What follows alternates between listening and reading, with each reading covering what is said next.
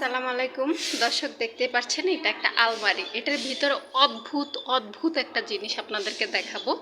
এই যে দেখতে পাচ্ছেন, মানে কি বলবো, চেউ চেউ চেউ চেউ চেউ চেউ শব্দ করতেছে। এই যে অবস্থা।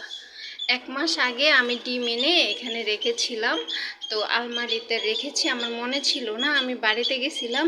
এই যে দেখেন, ডিম ফুইটা বাচ্চা বের হয়েছে। মানে কি বলবো, কিছু বলার নেই। বাচ্চাটা খুবই কিউট। আয় আয় আয় আয়। এই যে দেখেন, আমি বলতে পারি না, ইস বাচ্চাটা খুবই ক্লান্ত হয়ে গেছে।